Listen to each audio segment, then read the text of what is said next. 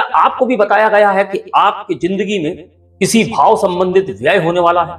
आपका कोई भाव खराब हो चुका है, उस भाव का स्वामी 12वें घर में जाकर बैठ गया है, इसलिए उस भाव से संबंधित समस्याएं हो गई हैं। जैसे वृश्चिक लग्न में पंचम भाव गुरु का होता है, और यदि गुरु 12वें भाव में जाकर बैठ गया तो अक्सर लोग बोलते हैं, कई ज्योतिषी बोलते हैं कि पंचम भाव का स्वामी गुरु यदि 12वें भाव में बैठ गया तो व्यक्ति मंदबुद्धि होगा, अज्ञानी होगा, उसका जीवन अंधकार से भरा हुआ होगा। साथ ही साथ वह धन भाव का स्वामी है, वाणी भाव का स्वामी है, कुटुंब भाव का स्वामी है। वह 12वें में बैठ गया तो उसका कुटुंब, वाणी, धन सब खराब हो गए। क्या आपको लगता है कि यह बात सत्य है? मेरा स्वयं का गुरु द्वितीय और पंचम भाव का स्वामी होकर 12वें भाव में बैठा हुआ, शायद मुझे इसके आगे बोलने की आवश्यकता नहीं। इस वीडियो में हम हर भाव के स्वामी को 12वें भाव में ले जाकर देखेंगे और समझेंगे कि वहां नुकसान हो रहा है या फायदा हो रहा है। आज का वीडियो 12वें भाव के नाम। नमस्कार दोस्तों, एस्ट्रोलॉजिकल मिरेकल के आज के इस वीडियो में मैं राजेश कुमार पुरी, आपका ज्योतिष मित्र, आप सभी का हार्दिक अभिनंदन। हम लोग आज चर्चा कर रहे हैं 12वें भाव। 12वां भाव मोक्ष भाव, व्यय भाव, कई नामों से इसे जाना जाता है। अक्सर एक भ्रांति है कि जब किसी भाव का स्वामी 12वें भाव में चला जाता है तो उस भाव का और उसके स्वामी का नुकसान होता है, यानी उस भाव से संबंधित व्यय व्यक्ति के जीवन में जुड़ जाते हैं। उस भाव से संबंधित व्यय का मतलब है कि यदि हम चतुर्थ भाव की बात करें तो सुख, भूमि, भवन, वाहन, माता, इन सब की बात होती है, तो उनके व्यय की बात 12वां भाव करता है। क्या यह बात सत्य है? आज हम इसी बात पर चर्चा करेंगे, लेकिन चर्चा प्रारंभ करने से पूर्व हमेशा की तरह मैं आपसे कहना चाहूंगा कि यदि आज आप हमारे चैनल पर पहली बार आए हैं या आप पहले भी आते रहते हैं लेकिन अभी तक आपने चैनल को सब्सक्राइब नहीं किया है, तो आपसे मेरा अनुरोध है कि चैनल को सब्सक्राइब अवश्य कर लें और सब्सक्राइब करने के साथ साथ बेल आइकन का बटन भी दबा दें ताकि आने वाले जो भी हमारे वीडियोस हैं उनके नोटिफिकेशन आपको समय से प्राप्त हो सके। और यदि आपको हमारा प्रस्तुतिकरण अच्छा लगता है, हमारे द्वारा उपलब्ध कराई गई जानकारी आपको अच्छी लगती है, तो आपसे मेरा अनुरोध है वीडियो को लाइक करें, चैनल को सब्सक्राइब करें और बेल आइकॉन का बटन दबाएं। आज के विषय की ओर आगे बढ़ते हैं। आज हम बात कर रहे हैं 12वें भाव की। सबसे पहले हम बात करेंगे सामान्य सिद्धांत। सामान्य सिद्धांत यह कहता है कि जब भी किसी भाव का स्वामी 12वें भाव में स्थित होता है तो उस भाव से जुड़ी हुई चीजें अक्सर व्यय होती हैं, त्याग दी जाती हैं, यहां तक कि विदेश और अंतर आत्मा के स्तर तक चली जाती हैं। लेकिन इसका मतलब हमेशा नकारात्मक नहीं होता है। कई बार यह उस भाव से जुड़ी हुई बातों में अदृश्य लाभ देता है, कई बार विदेशी संपर्क बनाता है, गुप्त शक्तियों को जागृत करता है, साथ ही साथ आध्यात्मिक उन्नति को भी दर्शाता है। अब हम यदि प्रत्येक भाव के स्वामी को 12वें भाव में रखकर देखें तो किस प्रकार के फल मिलते हैं, हम यहां पर इस बात को समझेंगे। तो सबसे पहले हम प्रारंभ करते हैं लग्नेश से। लग्नेश यानी कि प्रथम भाव का स्वामी, लग्न भाव का स्वामी यदि 12वें भाव में स्थित हो तो क्या होगा? सबसे पहली बात तो व्यक्ति अंतर्मुखी होगा, शांत होगा, रहस्यमय प्रकृति का हो सकता है। ऐसे जातक विदेश में अपना जीवन बिताते हैं या आप कह सकते हैं आश्रम जैसा जीवन जीते हैं या साधु प्रवृत्ति के होते हैं। लेकिन इन जातकों को स्वास्थ्य पर ध्यान देना भी आवश्यक होता है, क्योंकि हम यहाँ नकारात्मक को ना नहीं कहेंगे, लेकिन हम सकारात्मक पहलुओं की चर्चा भी कर रहे हैं। फिर हम धन भाव के स्वामी की ओर बढ़ेंगे। धन भाव, कुटुंब भाव, वाणी भाव का स्वामी यानी द्वितीय भाव का स्वामी यदि 12वें भाव में स्थित हो तब क्या होगा? ऐसे में धन का व्यय ज्यादा होगा, वाणी से नुकसान हो सकता है, वाणी के खर्च होने की बात होती है। लेकिन जब हम व्यय की बात करते हैं तो यह व्यय धार्मिक दान हो सकता है। जब वाणी के खर्च की बात करते हैं तो यह खर्च आपका दूसरों के परोपकार में हो सकता है। आप एक मोटिवेशनल स्पीकर हो सकते हैं। यदि हम इसे सकारात्मक पहलू की दृष्टि से देखें तो यह बातें हो सकती हैं कि आप अपनी वाणी से धन कमा सकते हैं। हाँ, यह हो सकता है कि आपके अंदर ज्यादा बोलने की प्रवृत्ति हो। कई बार आप व्यर्थ में अपनी वाणी का नुकसान करते हो, लेकिन यही वाणी आपको धन कमाने की ओर भी लेकर जा सकती है। और यदि आप दान करते हैं, परोपकार करते हैं, तब आप समझ सकते हैं कि आपका जो धन खर्च हो रहा है, जो आपका व्यय है, वह शुभ कार्यों में खर्च हो रहा है। तृतीय भाव की बात करेंगे। तृतीय भाव यानी कि पराक्रम भाव। छोटे भाई बहनों का भाव है। यदि इसका स्वामी 12वें भाव में चला जाए तो यहां पर साहस थोड़ा सा छिपा हुआ दिखाई दे सकता है, भाई बहनों से दूरी हो सकती है। लेकिन वहीं दूसरी ओर लेखन कार्य में या गुप्त विषयों में जातक को सफलताएं प्राप्त होती है। चतुर्थ भाव की बात करते हैं, भूमि, भवन, वाहन, सुख, माता, यदि इस भाव की बात करें और इसका स्वामी यदि 12वें भाव में चला जाए यानी वहां स्थित हो, तो यहां पर हम इस बात से समझ सकते हैं कि व्यक्ति घर से, माता से दूर रह सकता है।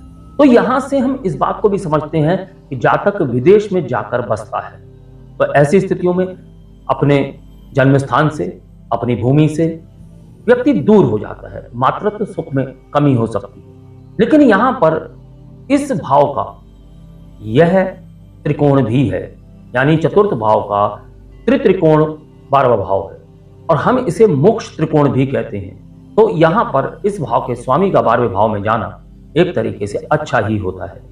यहां जातक आध्यात्मिक शांति की खोज भी करता है। फिर हम बात करेंगे पंचम भाव के स्वामी की, यानी कि विद्या भाव। यहां से हम संतान की बात करते हैं, प्रेम की बात करते हैं, ज्ञान की बात करते हैं। इस भाव का स्वामी यदि 12वें भाव में चला जाए तो सामान्यतः कहा जाएगा कि संतान की हानि, संतान को हानि, ज्ञान में हानि, प्रेम में हानि। लेकिन यदि हम इसे बहुत ही उच्च पहलू से देखें, यदि हम इसे समझें कि क्या वाकई पंचम भाव का स्वामी यदि 12वें भाव में चला जाता है तो कोई नुकसान है? नहीं। पंचम भाव का स्वामी यानी कि ज्ञान भाव का स्वामी यदि मोक्ष भाव में चला जाता है तो यहां पर जातक की गुप्त विद्याओं में रुचि बढ़ जाती है। वह गुप्त विद्याएं प्राप्त करना प्रारंभ कर देता है, यानी कि तंत्र, मंत्र, यंत्र, इन सब की बातें हम पंचम भाव से करते हैं। तो जातक के अंदर वह रुचि बढ़ जाती है, उस ओर जातक का रुझान बढ़ सकता है। हाँ, सामान्य शिक्षा में कमी आ सकती है, सामान्य शिक्षा में कठिनाई आ सकती है, संतान को कठिनाई आ सकती है। लेकिन संतान के यदि ज्ञान की बात करें तो संतान भी अक्सर इस ज्ञान की ओर अग्रसर होने लगती है। और जातक के प्रेम संबंधों की यदि बात करें तो यहां से हम जातक के प्रेम संबंधों को गुप्त देख सकते हैं, यानी कि जातक के गुप्त प्रेम संबंध हो सकती है।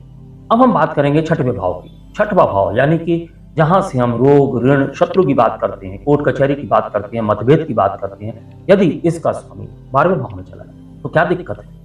जब छठे भाव का स्वामी 12वें भाव में जाएगा तो वहां से वह अपने ही भाव पर पूर्ण दृष्टि डालेगा, तो शत्रुओं का नाश होगा, रोगों से मुक्ति मिलेगी, विदेश में कार्य में सफलताएं प्राप्त होंगी, कोर्ट कचहरी के जो भी आपके अगर मुकदमे चल रहे हैं तो उनमें आपको विजय प्राप्त होगी। यहाँ पर यदि हम खर्च की बात करें तो आपके शत्रु खर्च होंगे, आपके रोग खर्च होंगे, आपका ऋण खर्च होगा, यानी इन सब में आपको फायदा होने वाला है। फिर हम बात करेंगे सप्तम भाव की, यानी पत्नी भाव की, जाया भाव की, साझेदारी के भाव की, व्यापार की भाव की। यदि इनका स्वामी 12वें भाव में चला जाए, यहां थोड़ी सी समस्याएं आप देख सकते हैं। या तो जीवन साथी से दूरी बनती है या जीवन साथी के स्वास्थ्य में परेशानियां देखी जा सकती है। लेकिन दूसरी ओर यदि सकारात्मक दृष्टि से देखें तो जातक या जातिका का विवाह विदेश में हो सकता है या अंतरराष्ट्रीय संबंध उसके जीवन में बन सकते हैं। पहले के जमाने में विदेश कहीं ना कहीं एक सजा के तौर पर माना जाता था, लेकिन आज आधुनिक युग में विदेश जाना व्यक्ति अपने सुकर्मों का नतीजा मानता है। फिर हम बात करेंगे अष्टम भाव के स्वामी की। अष्टम भाव आयु भाव, इसे हम छिद्र भाव भी कहते हैं। यह सबसे कठोरतम भाव कुंडली का माना जाता है। हाँ, जो हम बातें आज 12वें भाव की कर रहे हैं वह अष्टम भाव के लिए बहुत हद तक लागू होती, लेकिन यहां भी कुछ सकारात्मकताएं आपको प्राप्त होंगी। लेकिन यदि अष्टम भाव का स्वामी 12वें भाव में चला जाए तो सबसे पहली बात होगी कि यह एक विपरीत राजयोग बनेगा। यानी यदि एक अशुभ भाव का स्वामी दूसरे अशुभ भाव में जाकर बैठ जाता है तो वह राजयोग होता है, लेकिन इसे विपरीत राजयोग का नाम दिया गया है। तो सबसे पहली बात विपरीत राजयोग। फिर हम बात करेंगे अत्यंत गूढ़, रहस्यमयी आध्यात्मिक शक्तियों की। अष्टम भाव का स्वामी 12वें भाव में जाकर जातक को इस प्रकार की शक्तियां प्रदान करता है और बहुत उच्च स्तर तक जातक पहुंचता है। फिर हम बात करेंगे नवम भाव की, यानी भाग्य भाव की। यहां से हम धर्म की बात भी करते हैं। धर्म की बात के अलावा यहां से हम व्यक्ति के भाग्य को देखते हैं, यहां से हम व्यक्ति के पिता को भी देखते हैं। यदि इस भाव का स्वामी 12वें भाव में चला जाए तो व्यक्ति का झुकाव धर्म और मोक्ष की ओर देखा जा सकता है। व्यक्ति का भाग्य विदेश में जाकर खुलता है।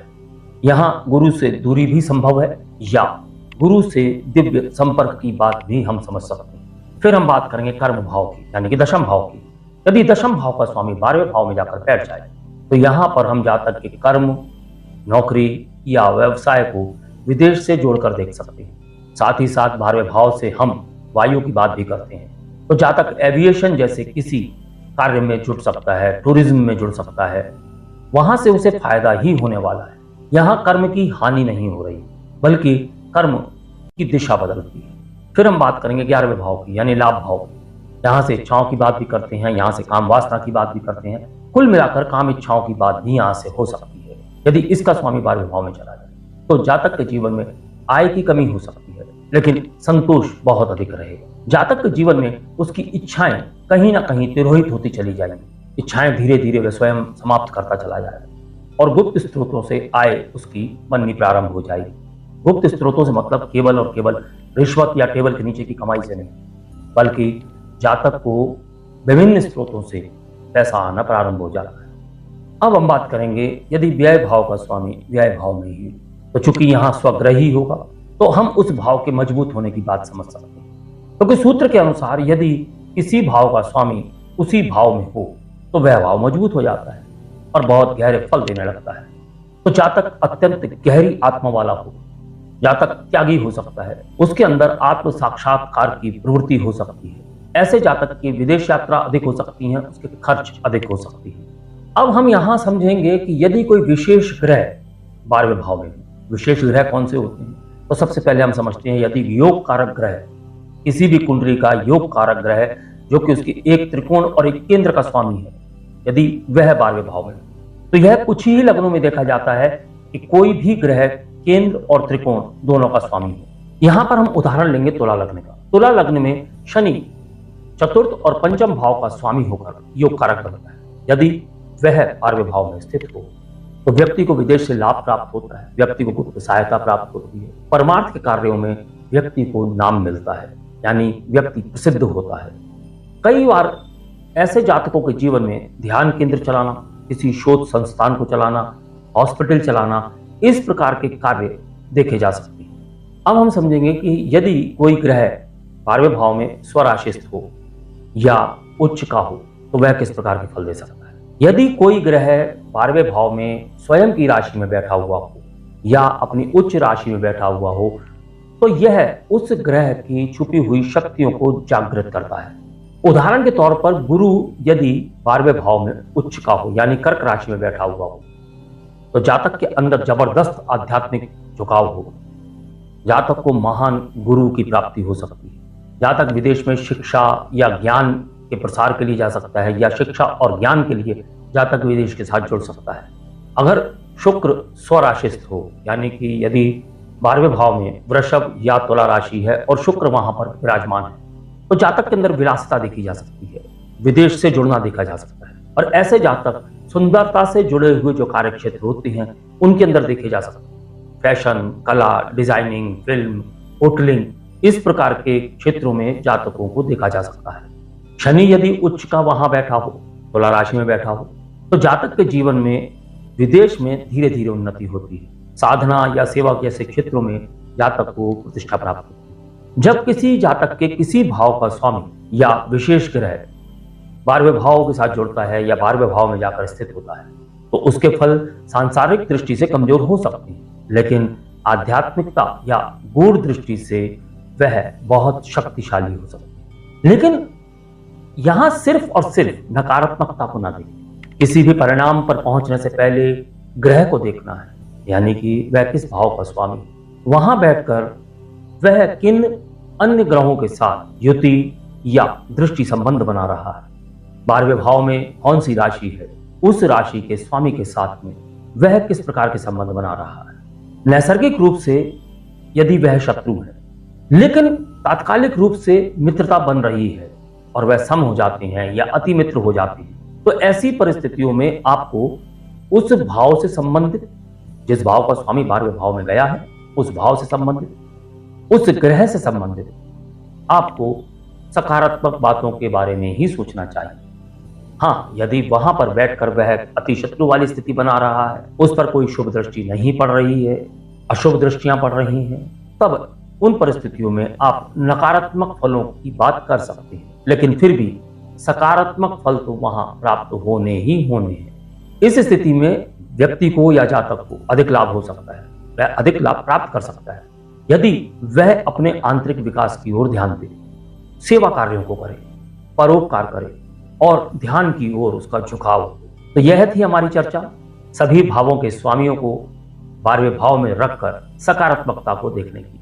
यदि आपको हमारा कंटेंट पसंद आया हो, हमारे द्वारा दी गई जानकारी आपको अच्छी लगी, हमारा प्रस्तुतिकरण आपको अच्छा लगा हो, तो आपसे मेरा अनुरोध है वीडियो को लाइक करें, चैनल को सब्सक्राइब करें और बेल आइकन का बटन दबा दें ताकि आने वाले सभी वीडियोस आपको समय से प्राप्त हो सके। अगले वीडियो में हम कुछ और रहस्यमय बातों को लेकर आपके समक्ष आएंगे। तब तक के लिए सिर्फ और सिर्फ सकारात्मक ज्योतिष की ओर ध्यान दें। अगले वीडियो तक के लिए मैं अपनी वाणी को विराम देने की आज्ञा चाहूंगा। नमस्कार, धन्यवाद।